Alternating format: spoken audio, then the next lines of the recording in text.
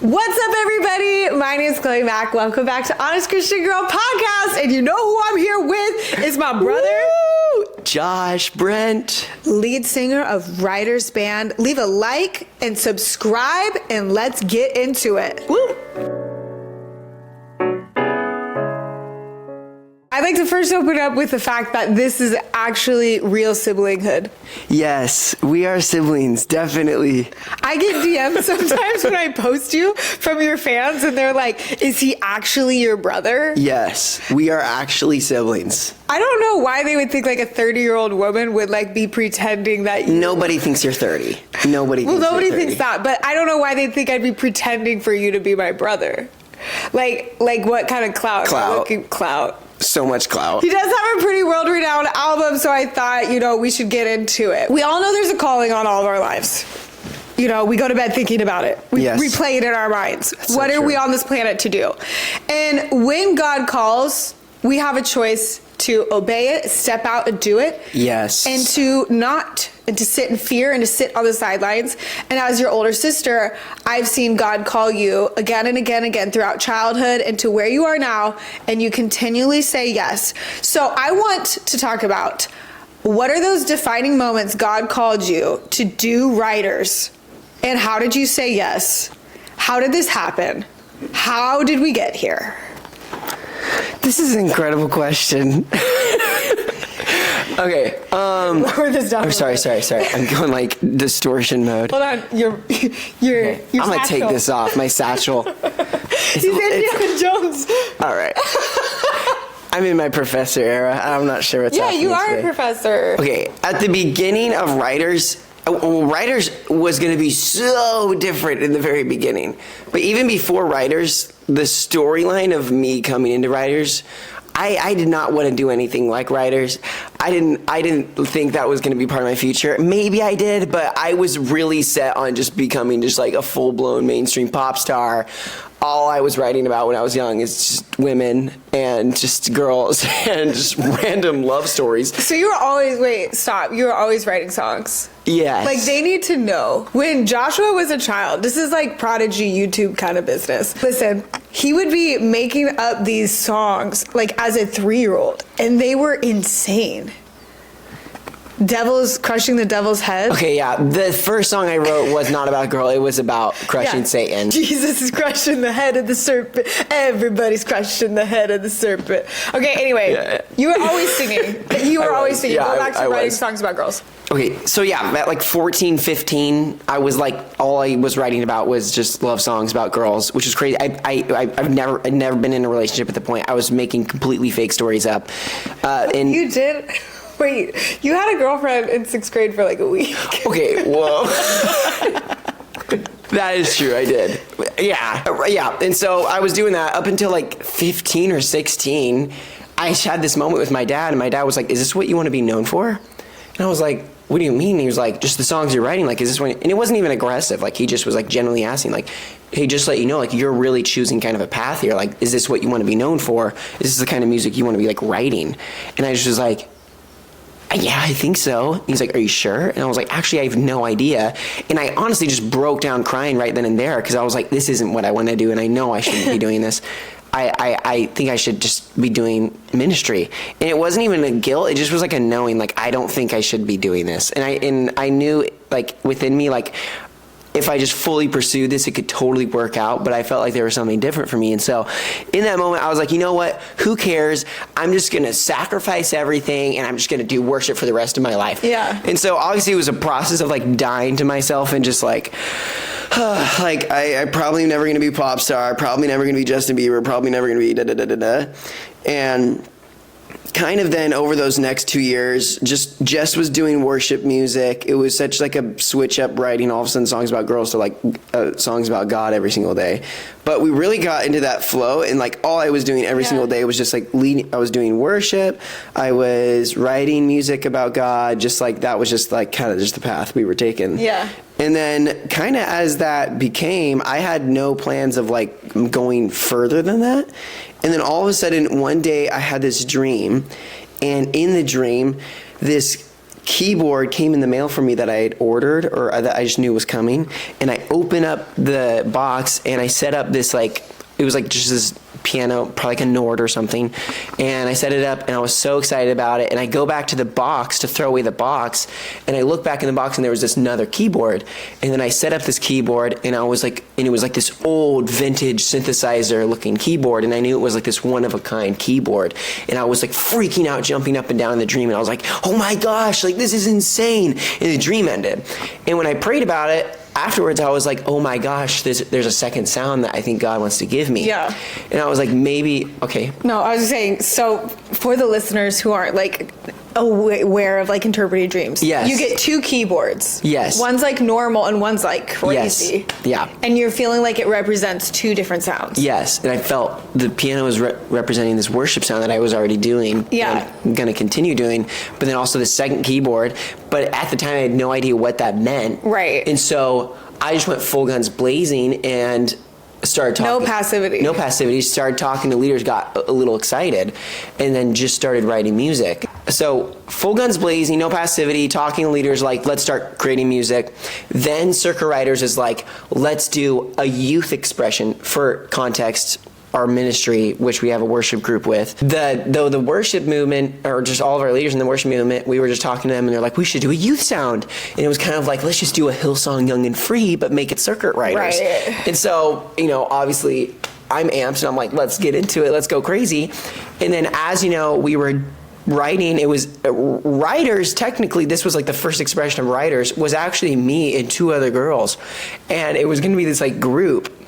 And we had spent a whole year creating a whole album that is still yet to even be heard. It probably will never come out of the vault. It probably will never come out of the vault.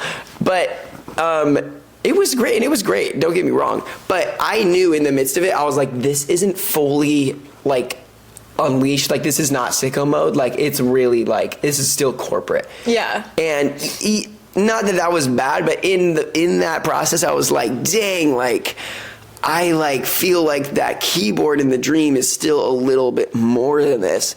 And right before we were going to release the project, the 2 girls ended up separately, I think, going to leaders and was just like, hey, I don't know why, but I don't feel peace actually about being on this project. For context, after a year of like us in the studio recording, doing everything, money being put into it, everything, not that much money, but they just were like, I don't feel like this project is for us. We feel like this is Josh's sound. And oh my gosh, I mean, I responded like, I was so upset and like a little like angry for a day. For a day. I realized, wait, actually this is probably God. And it probably should just be me. And I was like, maybe we actually just need to go just crazy. And we just like fully need to unleash, and like, we don't need to like worry about like this sounding corporate. Like maybe it just needs to be like just like really freaking good music. And so then we only had one song on that project that I had so much confidence in, which was Without You, if you've heard it, is my first single with Writers. And we were like, let's put Without You, let's just release Without You. And I was like, should it just be called JOSH Brennt? Like, should we just name like Writers just JOSH Brennt? And I was like, no, we should name it Writers because I don't want it just like my name. Like, it should be connected to like, so there's more fruit, just connected to like Circuit Riders. And so we still stuck with the name Writers. We released Without You. And then as Without You came out, we were like, let's just like keep creating music. Then we released this other song, Forever and Ever. That didn't make the album.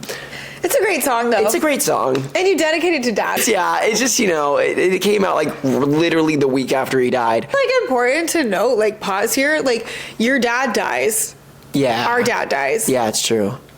These songs are coming out, and then you continue, like, in the midst of your grief and, like, the worst year of your life. So bad. You are writing, like, world-changing songs. Yeah. Which is crazy. Yeah, no, it was super intense. Yeah. Because I feel like a lot of people, when life it gets really, really hard, and you have all these words and you have these things, like, you're either gonna swing and quit, which is like more my side, like I'm more passive, like your whole story is filled with no passivity. Like, you had a dream and you like went to leadership, the people that were above you, and you're like, this is what God's telling me to do, and you got your freaking Echo board, whatever that thing was, and you just got down to business. then your dad dies. It's true. You have like the biggest excuse ever to like sit on the sidelines and just play Fortnite every day, but you don't. So real. There's so much I love anti-passivity here. Yeah, no. Like, what the frick? No, it's true. And major shout out to Spencer. So for context, Writers is not only me, but my brother as well, Spencer. He's just a genius producer, and he really pushed me through this whole process. And like and what's crazy is not only my dad was dead, but both of our dad was dead. He also is a part of our family. And so it was a whirlwind. We all were going through it.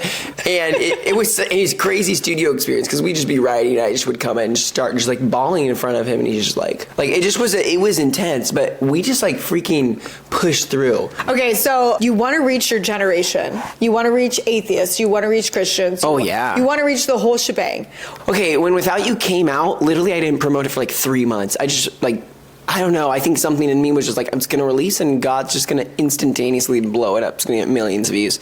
And obviously that didn't happen. And I was like, oh, okay. And I was like, oh, I have to actually do things. And so then, Which is so real. I don't know. Just something about like when you release music, you just think like, I don't know. No, but like, okay, hold on. In the worship world, there's a lot of talk about like purity on social media and like not promoting yourself.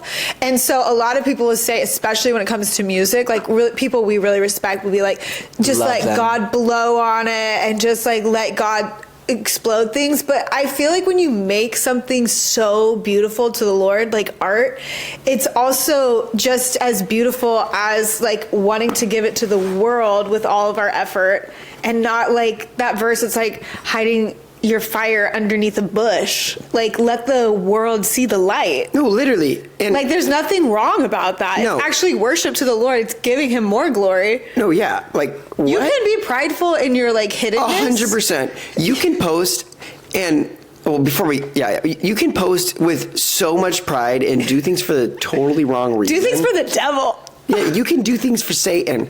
But let me just tell you, in the context of this all, before even Without You came out, in 2020, height of TikTok, I had started doing TikTok. Well, no, I started doing Christian TikTok, and it just was not working out for me. I was not beating myself. I really was trying to be somebody else.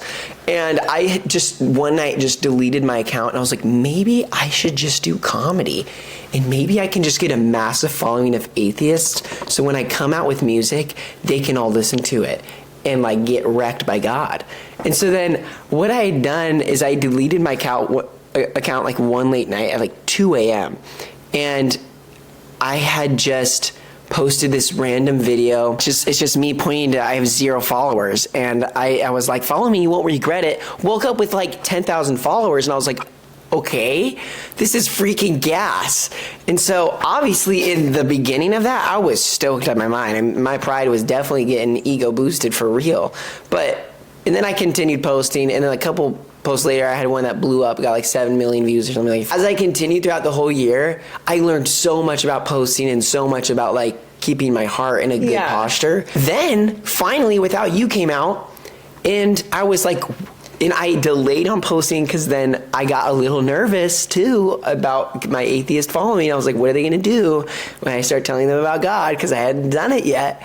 And I was like, I need to do it. It's time to press play. It's time to go absolutely insane. And I was like, wait, this is working. And like Without You started doing all of a sudden really good. And the craziest part about it is Satanists, witches, like the craziest of like the crazy polar opposites of like what I thought my music would like attract, were coming into the comments and being like, man, if they played this in church, I would actually go.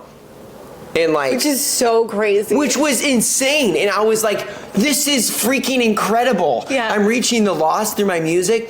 And then my mindset completely shifted, and I was like, this is for God. And I was like, there's so much fruit here, and I'm going to keep doing it.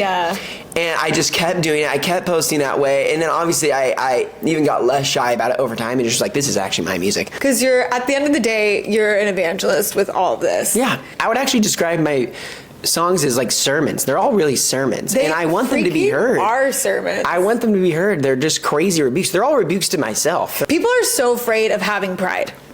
And Yes. I always find people are like more afraid of having pride than they are like fear or anger or anything else. Like pride is like the cardinal like don't have it. But Yes. I would dare to say that just like fear, you have to confront fear. Like you have to face it and go through it to get rid of it. Absolutely. And if you avoid everything in life that could give you a sense of pride, then you're never going to step out, because it's not even people on stages with microphone that only have pride.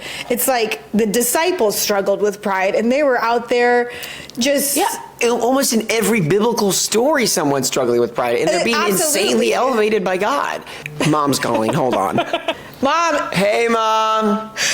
It's... Oh, guys, what are you doing? We're recording Honest Christian Girl. Oh my God. Mom called, and then our camera died. Back to what I was saying, though, and what we were saying about pride. In every call, there is an opportunity to confront pride. So real. Like if you're leading a Bible study at your church and like God's glory moves through you, you have that opportunity to take it for yourself. Yes. And say, I'm the freaking boss.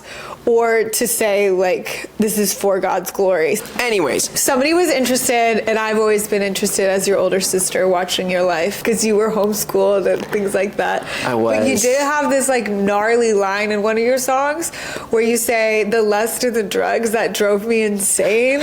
And so I was just wondering, what kind of drugs did you do? When was this era? Okay, I actually have never, you know dang well, I've never done drugs, and I've never smoked, anything. Or even drinking alcohol. I've never drinking alcohol. Because you want to make it to the end without. Yeah, I actually want to die not having taken any kind of substance that could make my mind leave being sober.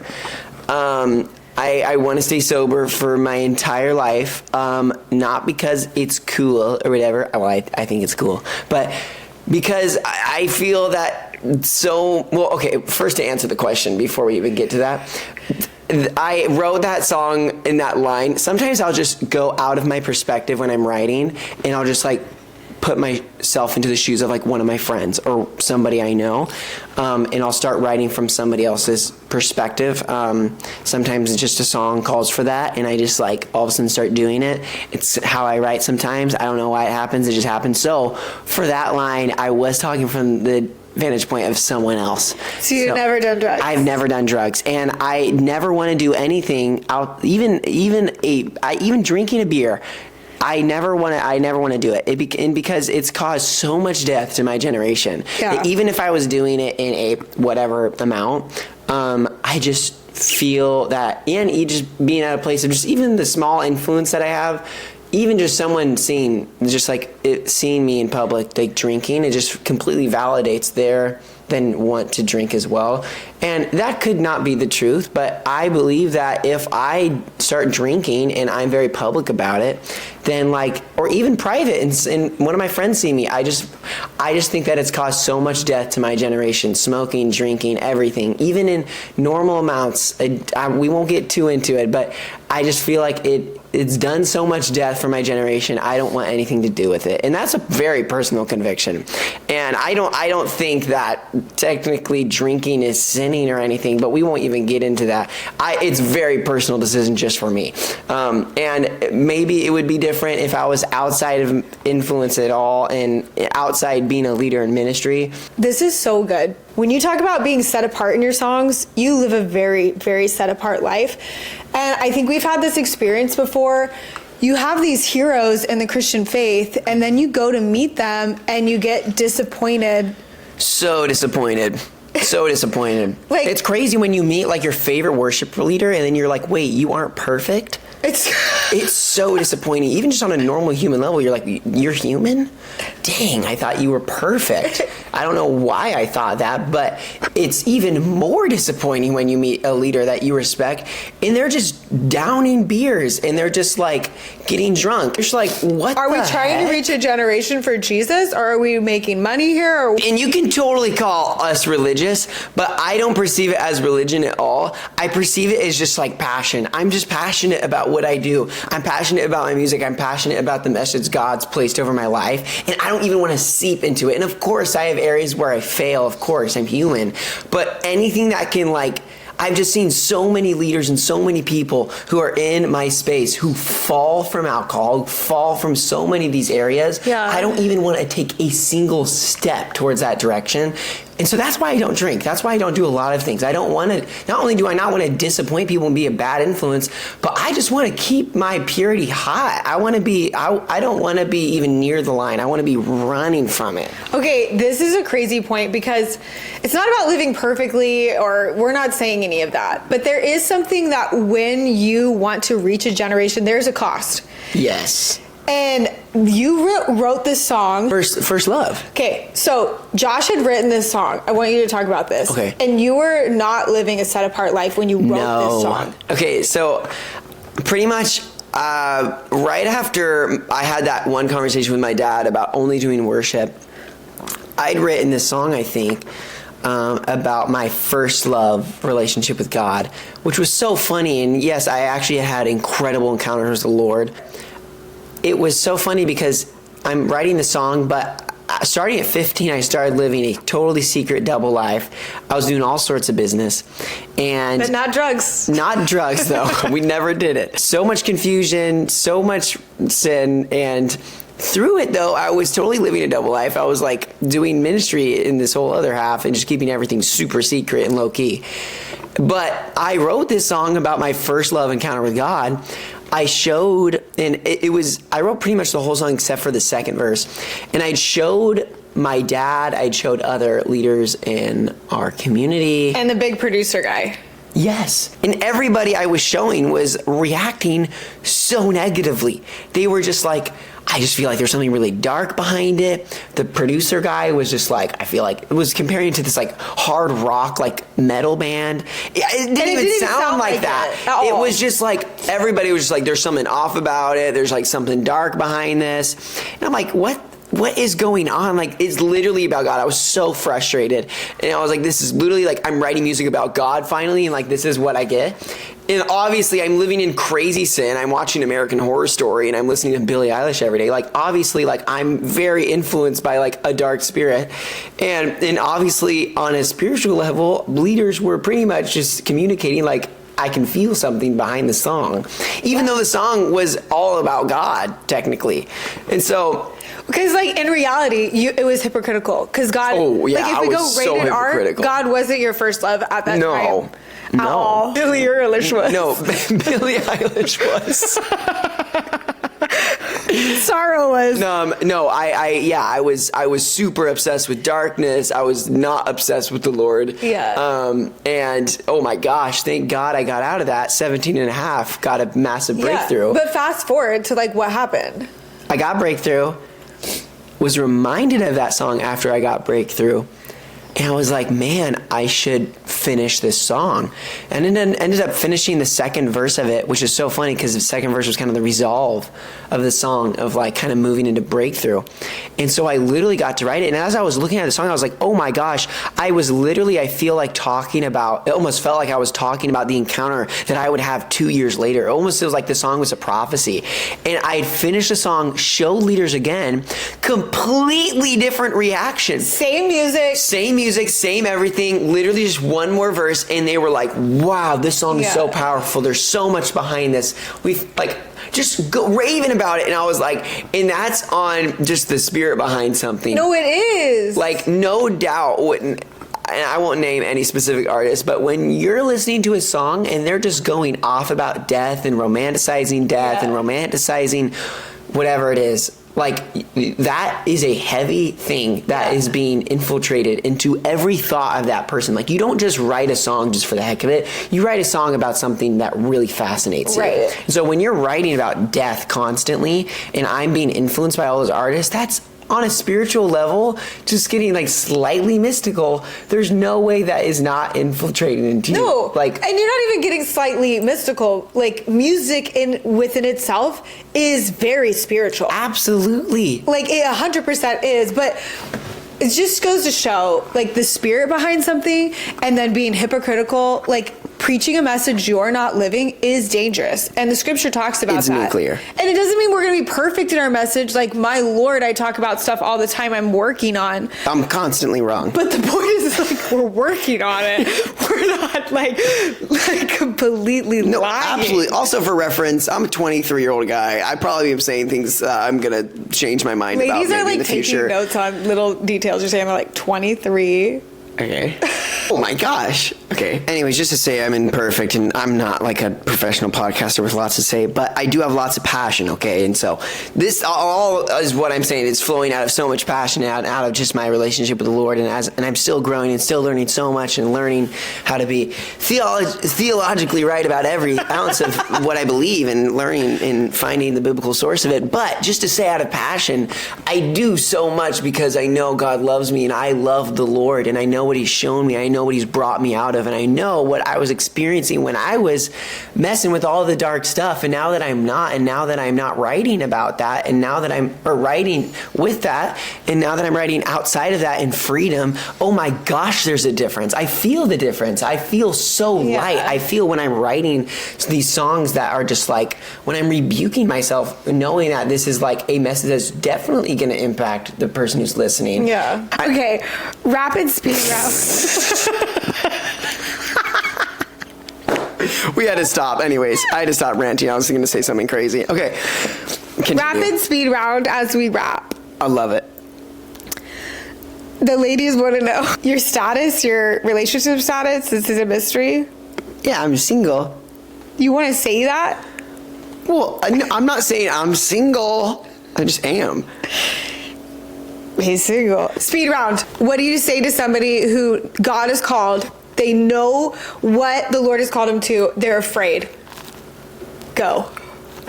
Go crazy. Get rid of the fear and start going at it. Oh my gosh. When I tell you, when I started posting about my music, I was so embarrassed. And then I was watching, this is from a secular source, but this guy was like, "You're not posting for your current 2,000 followers. You're posting for your next 10,000 followers." And honestly, that completely changed my perspective. I was like, oh, dang. And I was like, you're right. I'm not posting for my 2,000 followers. I'm posting for my next 10 because I want to reach people with the gospel. And I want to reach them and there's so many people to be reached. And I was just saying, if you have an inner fear in you, and whether you're doing music or you're doing something else, you need to just unleash. It's not about you and it's not about anybody around you. It's about God, and you better start obeying whatever you're called to and start get it going. And fear and insecurity and doubt and all those things can creep in. It's such violent forces. You just got to ignore every single ounce of that and just blaze forth and just pump yourself up and just get it going. And you can make 10 million excuses at the end of the day, but at the end of the day, you're going to rot away in your bed one day and you're going to die, and you're going to look back at everything that you did in your life. I'm being serious. No, it's the end of the story. That's true. At the end, and you're going to look back and you're going to regret if you didn't do the thing you know you were called to do, and you just got your 9 to 5 and you went in your retirement home and you did your little golf course retirement with your little 4K thingy. What's it called? 401. You guys know what I'm talking about. Pregnancy rate. 401k. Yeah, 401k, whatever it is.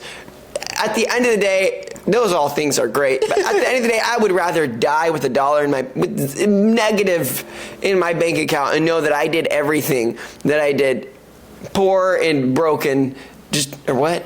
Yeah, poor and broke. Knowing I just did everything. With, even if I had nothing, I got it done. I did what God called me to do, not for the sake of works, but for the sake of honoring God and obeying what He's called me to do. You have been placed on this planet for a very reason. You could have lived in any other age right now than the 21st century. God could have placed you in the 1800s. He could have made you a different ethnicity. You could be a pilgrim. You could have been a pilgrim. You could have lived somewhere else. You could have lived in Alaska. But for some reason, you're living in your hometown where you are right now, and God has a really distinct calling for you and you alone. You have a calling that I can't have, and I have a calling you can't have. Everybody's got a calling. And all I got to say is you got to do it. Period. We're all really angry. Where's the new music?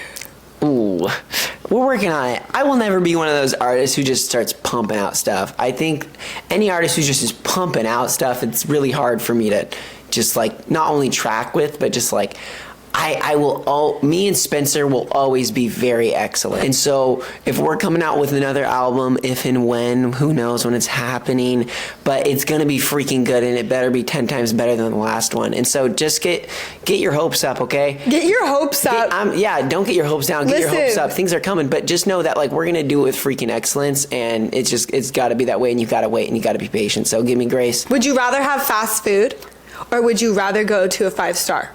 We're serving you a $250 steak. Like, let's get things going. Let's dry age it. Yeah, not to be prideful, but to have confidence in your calling. We're going to serve you a full course dinner. Moral of the story. Theme of today, call to me. Listen to the song, let it rise in your veins. Because God is calling this generation to do things that don't fit in the box. So real. To step out in radical faith. It's time. To do things and fail and get up and keep going. Keep going. And I feel inspired by your story. Thank you. I feel inspired by yours. You're an amazing sibling. Honored to be a honest Christian man today. Anyways, The camera's going to die again.